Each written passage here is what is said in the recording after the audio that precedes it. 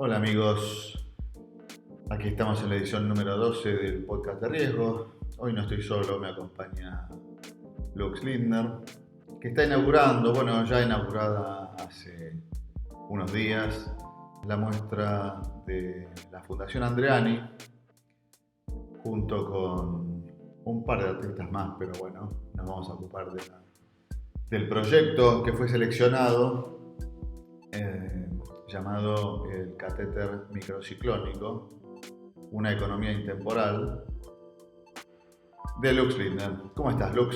¿Qué tal? Buenas, acá, muy contento acá de ser entrevistado por Horacio y bien, espero así que esta charla aclare así algunas cosas para la gente que se acerque a la muestra. Pues sí. Yo creo que tiene muchas partes que se aclaran de manera, digamos, automática, aunque puede ser que haya cierto tipo de público que intente o quiera o necesite tener un poquito más de información, y por eso me parece interesantísimo que hablemos sobre el proyecto que tiene que ver con la historia argentina, ¿verdad? En un punto. Claro, justamente, antes que nada quería decir que muchas veces he sido acusado de ser un poco crítico, de decir, pero mirá, este Lindner hace esas cosas que solo entiende él y que necesitan un manual para ser entendidas. Es una acusación que se me ha hecho más de una vez. Entonces, esta vez traté realmente de hacer una obra lo más accesible posible, algo que tuviera la capacidad de interpelar a la gente así directamente, y como así que yo no tenga que salir a explicar nada, ¿no?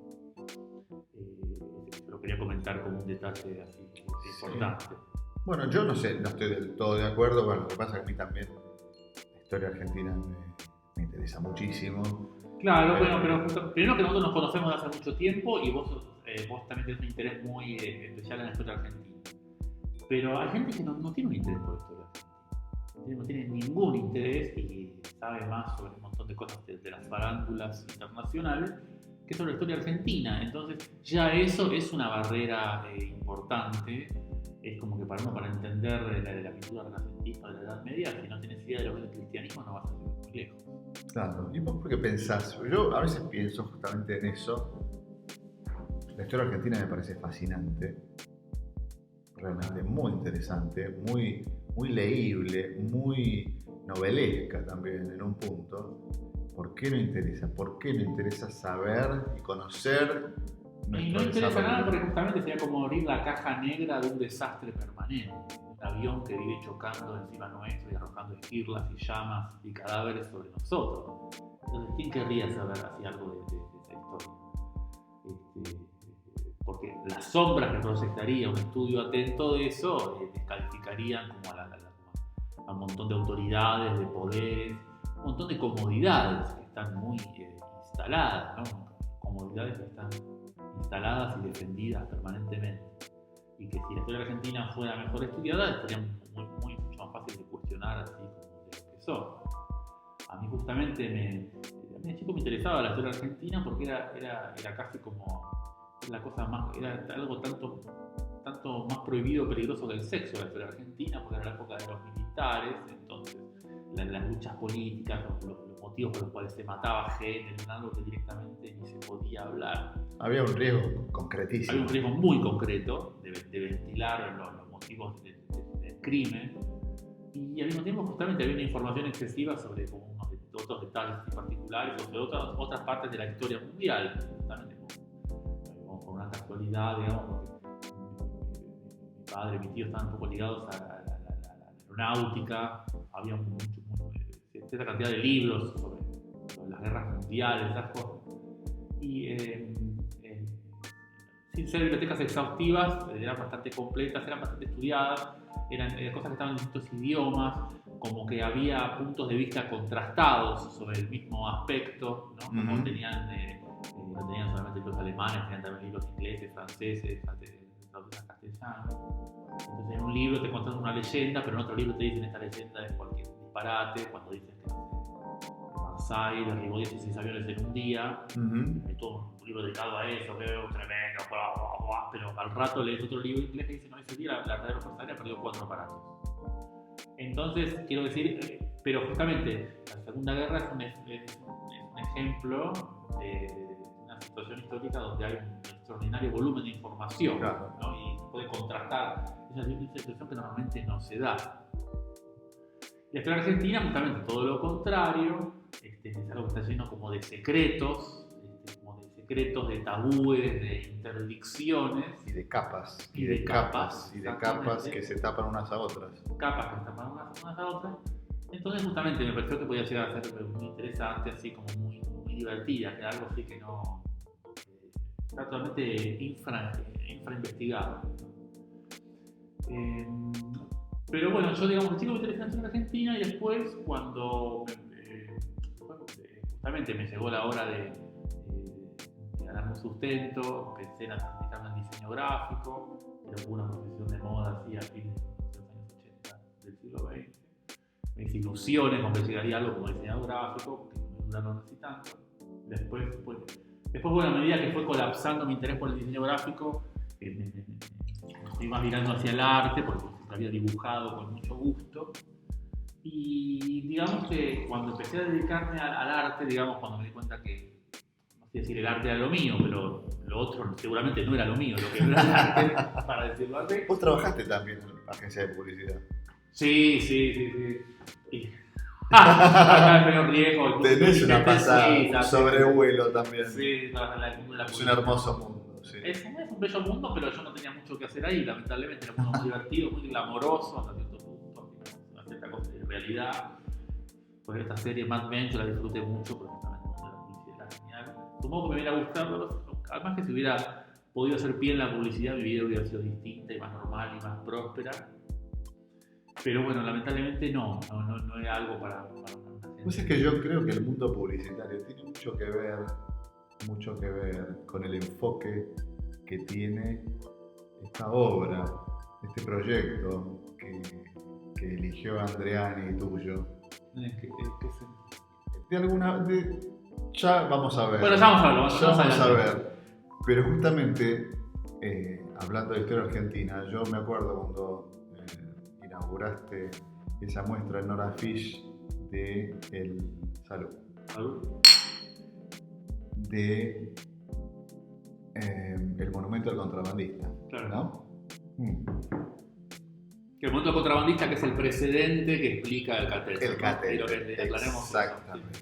El monumento al contrabandista, donde creo que por primera vez empezamos a hablar de historia argentina específicamente, porque antes habíamos hablado un montón de la Segunda Guerra Mundial. Claro, incluso de la publicidad y del diseño, ¿no? Exactamente. Las corporativas. Durante muchas décadas. Los temas corporativos, claro. Sí. Estoy informado de los mundos corporativos. Pero no de historia argentina. Claro. Y me pareció que tu enfoque quedaba muy en el clavo en muchísimas cosas.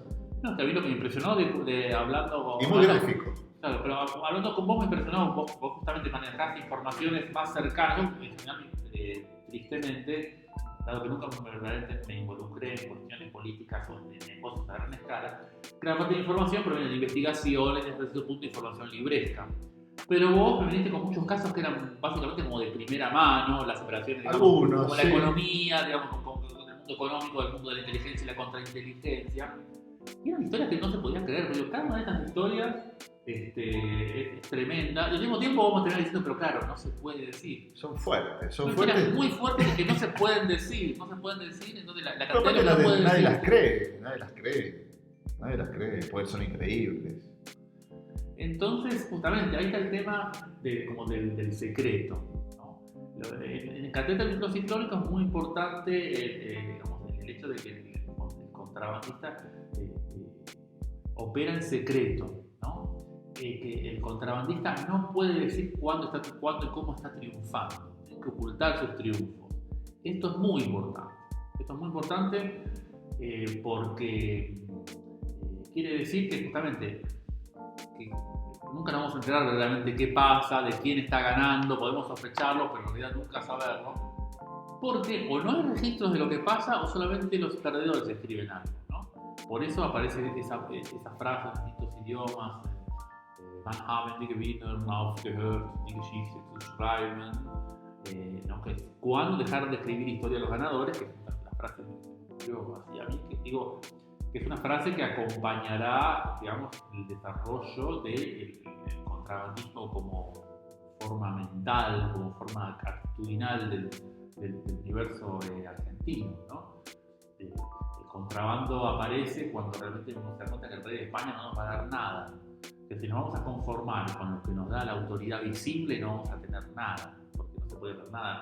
Buenos Aires era el lugar más despreciado del Imperio Español, digamos, donde no había corte, no había nada, era como si fuera una base en Marte, más o menos. Bueno, lo que pasa es que creo que también tiene que ver con el tipo de intereses que manejaba España, que eran muy distintos a los intereses que manejaban los ingleses, ¿no? Que España se centraba en su momento imperial, en la extracción de materiales preciosos, de metales preciosos, ¿no? Le interesaba esa vía al Potosí. Exacto, el Potosí es muy importante. Ir y volver, pasar forzosamente por el Río de la Plata con barcos cargados de plata. Es que justamente Buenos Aires fue una ruta alternativa. Antes había otra ruta que iba más por el istmo, digamos, como tenían que hacer otro camino muy complicado. Y Buenos Aires supuestamente acortaba el camino, simplificaba el camino desde Potosí.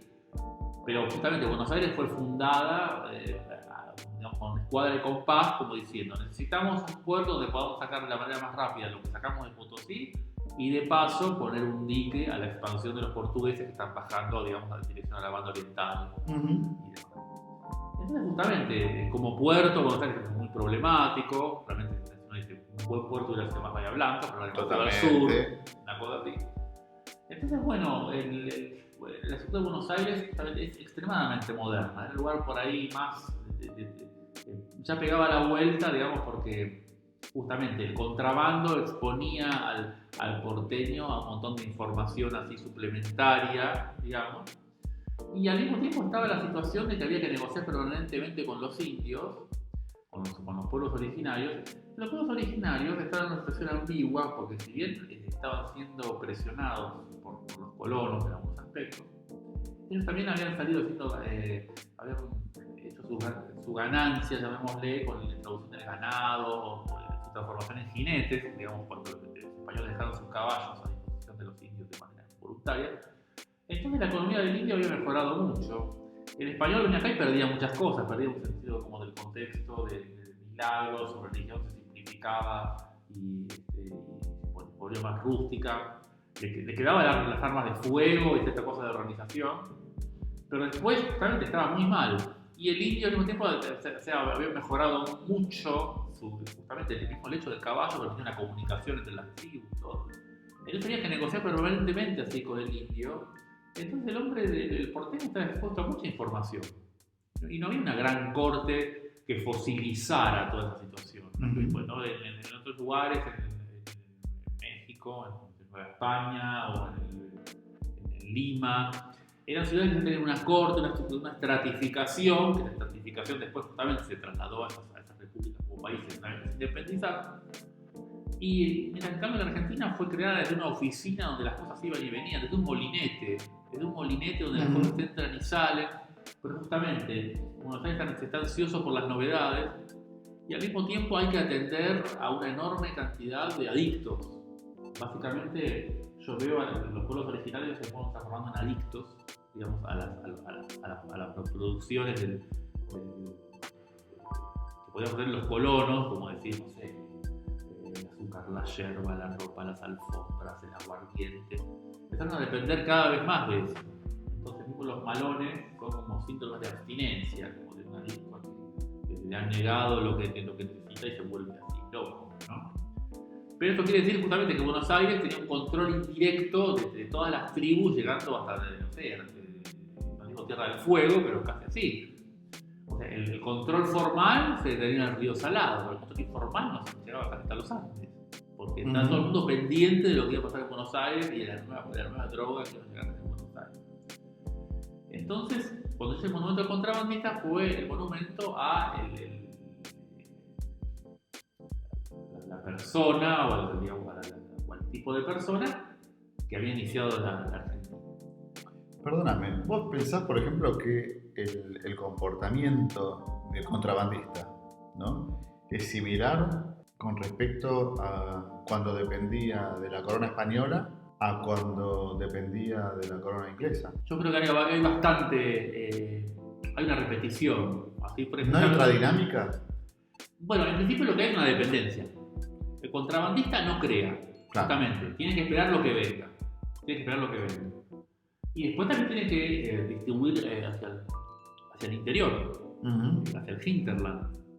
Esa es justamente la gran diferencia con Uruguay. Uruguay es un país muy chiquito que no tiene un hinterland. Nunca había como... Es todo un hinterland. Claro, como que no es que un grupo enorme de adictos ansiosos de algo en Uruguay. Por eso el arte uruguayo es tan aburrido. Vamos a dar una muestra de Barraca, lo aburrido que es eso, porque justamente son gente que tiene una importante alucinación de honestidad, que tiene hasta la fantasía como de cumplirla, pero es extremadamente envolante, ¿no? Pero porque tienen una situación mucho más simple, porque no tienen esa horda de adictos a la que tienen que satisfacer, ¿no? Yo tengo la sensación de que en Uruguay hay como una conformidad general de la situación. Posiblemente haya gente en Uruguay que está pasándola igual o peor que muchos de acá de Argentina, pero hay una aceptación. Yo siento que el argentino tiene eso de que no se resigna a... Es que el uruguayo no siente, yo creo que el Uruguay, digamos, el uruguayo estableció, Perú es un país muy chico. Entonces estableció netamente su diferenciación, digamos, por ejemplo, con el Brasil. No hay situaciones, no hay territorios disputados con el Brasil históricamente. Argentina tuvo disputas territoriales con Paraguay, con Chile. Es un país más grande y tenía justamente ese hinterland, como en Paraguay, esa cosa de que tenemos todo bajo control porque tenemos todo más o menos medido y ubicado. La Argentina era un lugar cuyos contornos estaban más o menos controlados, pero adentro no sabía qué mierda. Esos contornos de Argentina, ¿no?, se pueden ver hasta dónde llegan en el catéter microciclónico, la Fundación Andreani. Lo podemos ver, lo podemos percibir. Bueno, no se ve la totalidad del contorno, porque hay dos películas en la muestra. Y en una de las películas, que es una película breve, en colores, se ve como que el caracol dibuja un contorno y es el litoral argentino, como si fuera la parte que da al Atlántico. Entonces, digamos que el catéter justamente trata mucho de la recepción, digamos, de lo que viene del exterior y va hacia un interior. Pero justamente no es que la muestra se cubra la totalidad del territorio, se cubre más la zona de los intercambios. Lo que pasa es que ese modo de intercambio fue el que se le impuso a toda la sociedad, porque quiero decir, Sarmiento era sanjuanino, Roca era tucumano. Tampoco es que 5 locos de Buenos Aires aplastan una estructura regionalistas alternativa. Ese modo contrabandístico colonizó también a la gente del interior del país. Claro. Y la hizo aplicar eso a la totalidad del territorio. Pero igual justamente en la película en colores, que es muy breve, se ve que el caracol dibuja un contorno, una especie de mostaza fotosensible, y aparece el contorno de la Argentina. Pero es como el litoral atlántico, digamos, la parte oriental, no lo que da los Andes. ¿Y quiénes son los protagonistas de lo que podemos ver en la película? No te digo que es un largometraje, pero es una película que tiene cierta extensión. Son 10 minutos, pero en esos 10 minutos pasan muchas cosas. Yo creo que hay, justamente, no es que haya un protagonista, sino que es una situación. Yo quise huirle un poco al antropomorfismo, a que hubiera una figurita haciendo cosas. Entonces, un poco hay una presencia, claramente hay presencia humana sugerida, pero solamente a través de partes del cuerpo, o su sombra, pero no de todo, porque no querían justamente caer caer en una especie de anecdotismo. Claro. Entonces, digamos que justamente el personaje puede ser incluso el paisaje. Ese paisaje que está dividido en una parte es una grilla, hay una parte intermedia que es ese abismo y una parte que es esa especie de desierto, ¿no? Para mí el tema de que la Argentina es un desierto es como muy importante, porque justamente es un tema que se tiende como a subestimar, el hecho de que en realidad la parte aprovechable para la agricultura argentina es comparativamente muy reducida, porque no es la pampa húmeda, va del Atlántico a los Andes. Digamos, ahí sí que la Argentina es el modelo ganador del mundo, pero porque ¿qué pasaría? Y ahí se pone casi el amor del diablo, además. Si uno dijera, bueno, sí, a los colonos europeos fueron estafados, pero en realidad no había tierra buena para darles, porque había muy poca tierra buena, esa estaba en manos de los oligarcas, y no había otra. No es que los oligarcas les podían dar La Pampa, Río Negro, porque La Pampa, Río Negro, eso es un desierto. Claro. Entonces no había otra cosa. O sea, como fue una gran estafa, un contrabando, justamente, como contrabandearon gente ilusionada, y en realidad no había. No era Estados Unidos. ¿Sabes que a mí me contaron hace un tiempo ya que lo que es la tierra fértil argentina, que es lo que se conoce como la pampa húmeda, exacto, en realidad la pampa húmeda o la zona núcleo, es una extensión de tierras hiperfértiles que no existe prácticamente en ninguna parte del mundo. No existe en Estados Unidos, por ejemplo, no existe en Europa, por ejemplo, ese tipo de tierra. No sé cómo se Ucrania era. Hay cerca de Ucrania todo ese sector de lo que es los Balcanes, sí. pero que es muchísimo menor. Es una fracción, es un punto muy concentrado, claro, que no tiene nada que ver con la extensión que tiene en la Argentina. Es realmente uno de los lugares del planeta que pueden abastecer de alimentos en un relativamente poco extenso territorio, claro, que es único en el mundo. Es cierto, pero eso, vuelvo al tema de que eso no ocupa todo, no llega. No va de Ushuaia a la Quiaca. No va de Ushuaia a la Quiaca, y sobre todo que no va desde el Atlántico hasta los Andes. De ninguna manera, claro. Entonces, claro, justamente todo eso era como si alguien te vende Europa, pero en realidad, el territorio que sirve para algo es España, por decirlo de alguna manera. Uh-huh. Entonces, y al mismo tiempo, bueno, para hacer que la tierra infértil funcionara se necesitaban inversiones que nunca se iban a hacer, ¿no? Y entonces, bueno, esa geografía de los desiertos, de la desertificación, aparece mucho, digamos, en Catéter, ¿no? De un lado, claro, desertificación. Claro, desertificación y al mismo tiempo otro lado de racionalización, ¿no? Como que la recepción y la voluntad de planear, digamos, el logocentrismo, la cosa así como seca y racionalista, digamos, ¿no? Hay un racionalismo. ¿Qué le recomendás al que va a visitar la muestra? Que observe, que ponga atención en qué. No, yo creo que la película, hay que mirar los 10 minutos de la película. Creo que ahí es justamente concentré todo bastante bien. Digamos, con el hecho de que hay como batallas rituales, digamos, como entre facciones, facciones que quieren mostrarse los dientes y mostrarle el hacha, el poder, pero no quieren verdaderamente matarse porque quieren intercambiar cosas, ¿no? Hay cosas que son peleas rituales que no tienen verdaderamente un deseo de victoria o derrota, sino más bien una cosa de mostrar que se está peleando, ¿no?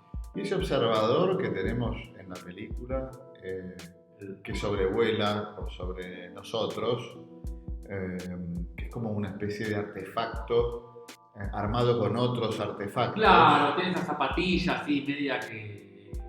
Zapatillas sospechables, como decíamos, para la parada del dealer o algo así. Claro. Y tiene esa tabla de surf toda así hecha pelota, toda arrugada, toda destrozada, como era el placer así, juvenilista, así todo medio prensado, hecho bolsa. Un motor totalmente articulado, es un motor de aviación italiano. Y un teléfono celular medio como pegado, claro, pegado con moco, así, ¿no? Todo pegado con moco. Y se relaciona a eso también, ese tipo de artefactos que están pegados de una manera precaria, se relacionan con el monumento del contrabandista, ¿no? Que Es está que todo pegado, soldado, el ron agarrado. justamente tiene mucho que ver con el ansia del contrabandista de enterarse de la situación, de lo que está pasando, ¿no? Era muy... el monumento del contrabandista tiene una torre. La torre esa salió de un hecho que cuando fuimos con la oficina de monumentos consensuados a investigar el tema del contrabando a los túneles de Buenos Aires. La gente que hacía la visita, que está muy informada en esta situación de la arquitectura de la colonia, decían que en Buenos Aires las casas de las familias patricias todas tenían una torre.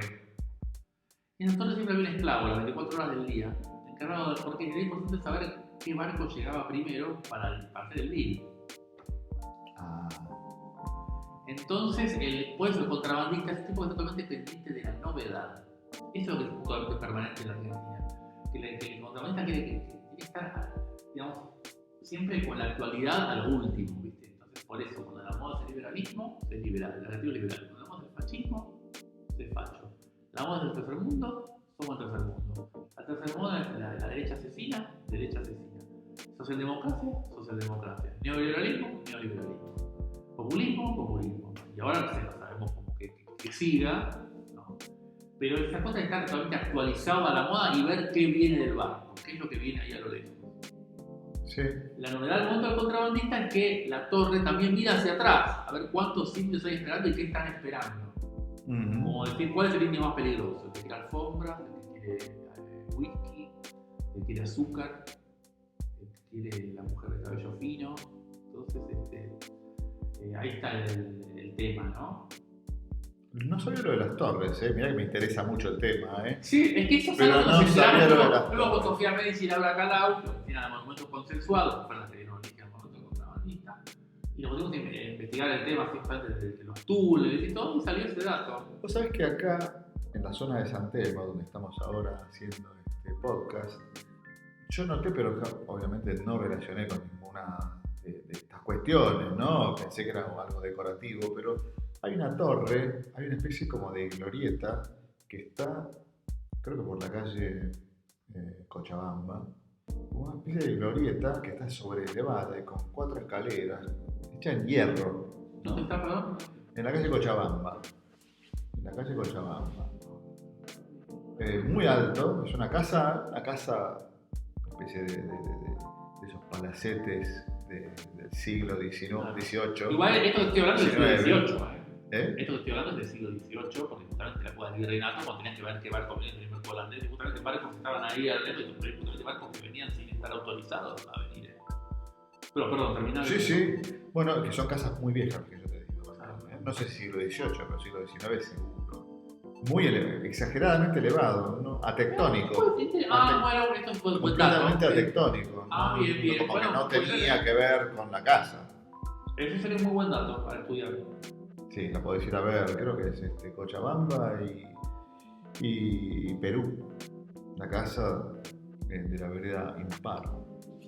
Muy llamativa, muy linda la glorieta, sí, pero atectónica completamente. Muy buen dato, el de las torres. Viste, es importante porque ahí está el tema de que el argentino tiene que estar como atento, que nunca puede estar fijo. Cuando uno compara, por ejemplo, en Chile está todo mucho más estable, porque ahí hay como una oligarquía que tiene todo mucho más atado, Claro. es mucho más estructurado, el ascenso social no existe, y entonces ellos, de otra manera, mucho más firme las cosas, firme entre comillas, hay otro tipo de especulación. Sí, no hay lugar para el juego. No hay lugar para el juego. Acá el juego permanente, el juego es la base de acá, como tenés que cuentar. Vamos a salir una información nueva. Entonces, justamente, siempre estando el día, el contrabandista tiene que redistribuir la novedad, digamos, hacia atrás. Y entonces, bueno, como que lo que se ve en la película es como si fuera un episodio permanente, un episodio de algo que... Cíclico. No cíclico, digamos, un cíclico de esa redistribución de información y material, ¿no? Hay una renovación permanente del producto, los jugadores son siempre los mismos, o van cambiando. No, justamente, yo creo que sí hay jugadores que cambian. No es que pueda decirse, yo no creo que haya justamente como si dijera una etnia, una clase social, un partido político, algo que tenga como el monopolio, puede parecer cualquier cosa, ¿viste? Como que los grandes apellidos pueden realmente desaparecer y transformarse casi en mendigos y aparecer apellidos nuevos. Hay una movilidad que justamente lo que Chile, Brasil son otras estructuras, pero acá no tenés así ninguna garantía, incluso estando entre comillas arriba tampoco tenés las garantías, porque una circulación mucho mayor de información, todo mucho más inestable, es todo plata prestada que no se sabe de dónde sale y a quién terminamente se lo vas a dar, es todo mucho más más orgánico. Eso habría que ver, qué es orgánico. Y es algo que se va acomodando a medida que van pasando las cosas. Sí, bueno, sí, en ese sentido, si orgánico para vos es eso, yo diría que sí. Y acá no sabés, o sea, acá no sabés quién manda y tampoco sabés quién. Y escúchame, ¿cuándo pueden ver los interesados la muestra? Los interesados. ¿O cuándo te pueden encontrar también, ¿no? Más interesante aún. No sé, yo no sé que sea bueno que me vean, porque a lo mejor yo puedo hablar de más y mi verborrea puede arruinarlo todo. Yo tiendo a ir los sábados a la muestra, pero la muestra está de martes a domingo, así como de 13 a 18, si me acuerdo bien. Bueno, igual averiguar en la Fundación Andreani. Yo estoy los sábados, en principio, algún día hay actividades, se vienen colegios, porque hay personal de Fundación Andreani que habla cuando vienen colegios y son muy simpáticos. Pero yo vengo los sábados. Los sábados es probable que me encuentre. Los sábados. Bueno, entonces amigos, los invito realmente, les sugiero, les aconsejo que no se pierdan la muestra. Catéter microciclónico, economía intemporal. En la Fundación Andreani, en la calle Pedro de Mendoza, no me acuerdo el número. Tampoco, 1973 es la oficina de al lado, 1980, póngale una cosa así. Bueno, fines del siglo XX. Se ve de afuera, se nota. Sí. Así que no se la pierdan, no la dejen pasar, porque una cosa es verlo en un video de YouTube y otra cosa es verlo en una pantalla y la verdad enorme, la película quedó muy bien. envolvente. Sí. Eva Gil hizo la música y eso también es muy importante, el trabajo que fue Mariano Giró hizo la parte de la digitalización y me ayudó mucho, digamos, con el tema Con los modelos, con la narrativa, digamos, con la narrativa, porque tengo mucha experiencia con animación 3D y hay muchos aspectos de la cosa narrativa que yo tenía una idea de lo que yo tenía una idea del escenario y lo que había que pasar, pero por ahí cómo mostrárselo a la gente para que justamente fuera accesible. Y el manejo de la cámara, ¿no? También muy dinámico y muy interesante. Porque eso le sugirió escenas incluso, tanto Mariano como Eva hicieron muchísimo para que fuera todo más accesible, porque si no se corría el riesgo de que fuera como una especie de collage, claro, de gracias gráficas muy conducentes. Bueno, Lux, muchas gracias. No, gracias por darte el riesgo y nos estamos viendo.